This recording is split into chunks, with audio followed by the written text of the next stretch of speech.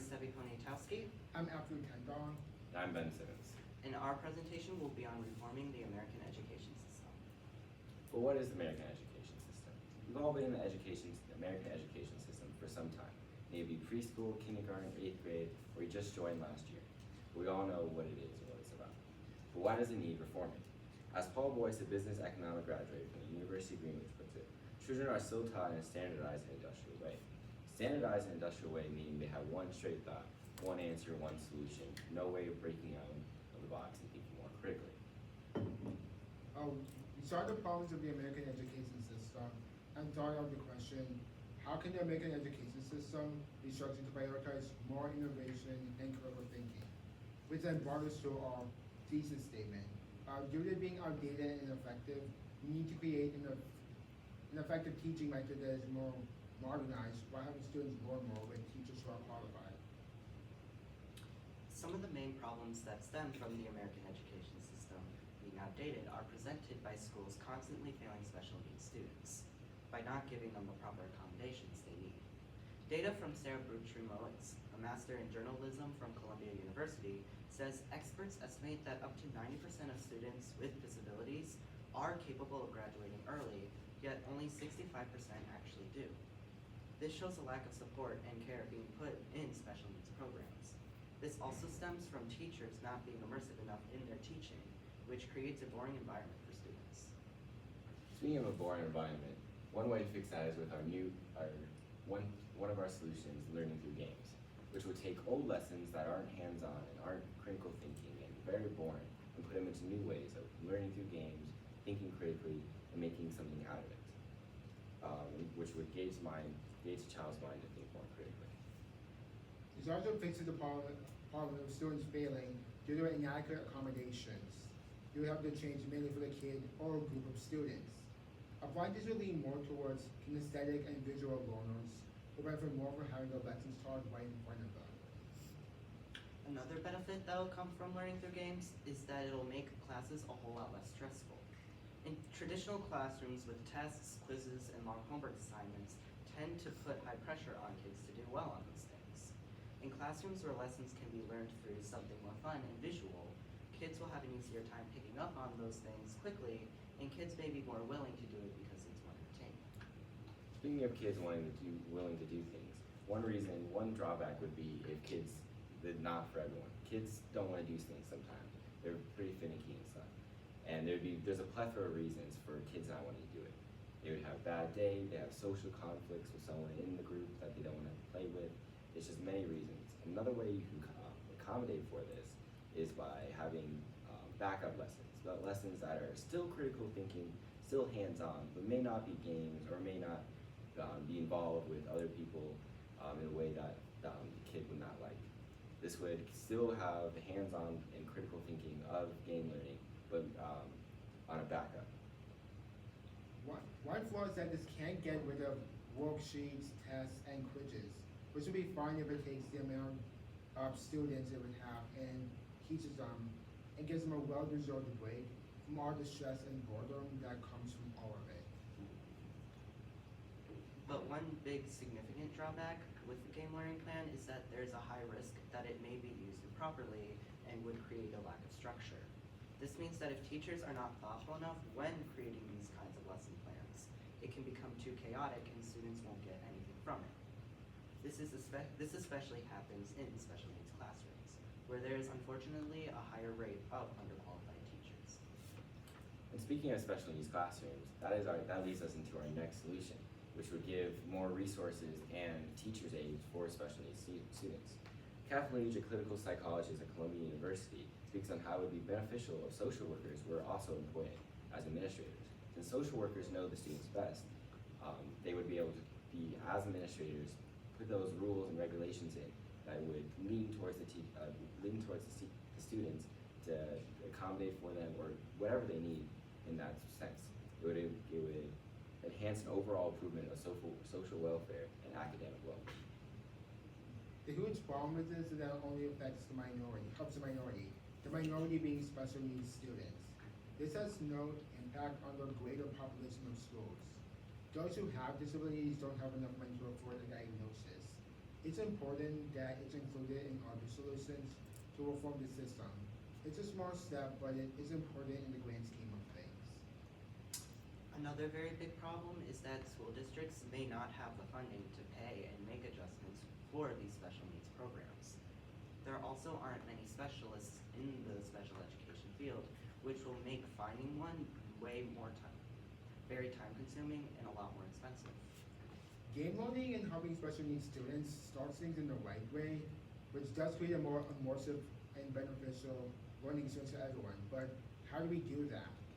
We do this by using our main solution, creating a more critical hands-on learning experience for everyone. We would do this by having 4 steps for a better learning: question-led learning, multidimensional thinking, hands-on learning, and critical analysis. These 4 are kind of in a 2-for-1 deal. You can't have question-led learning without thinking multidimensionally, thinking on that other level. You can't have hands-on learning without that critical analysis of breaking out of the box.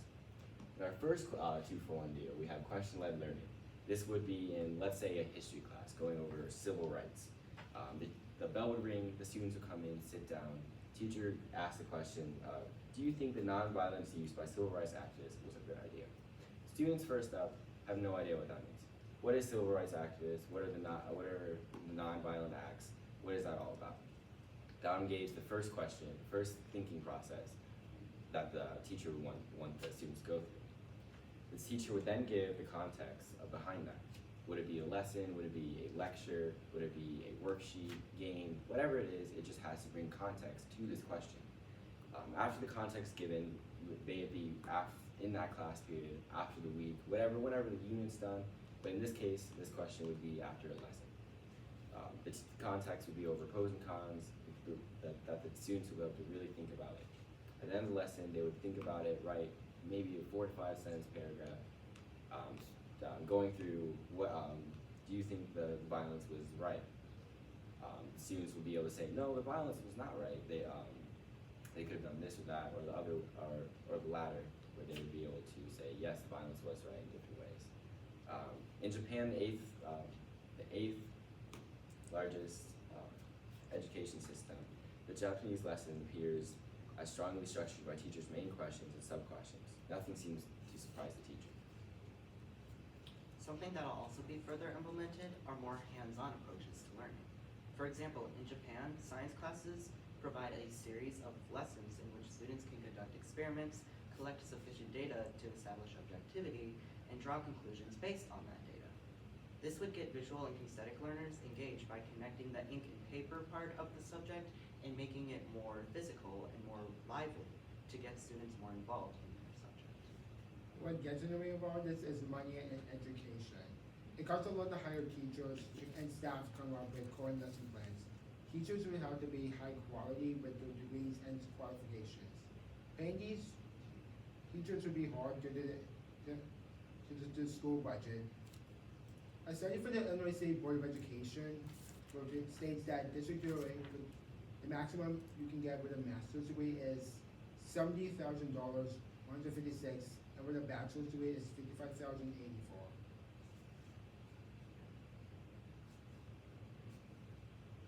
Another big problem would be the risk of completely ditching everything about the current school system.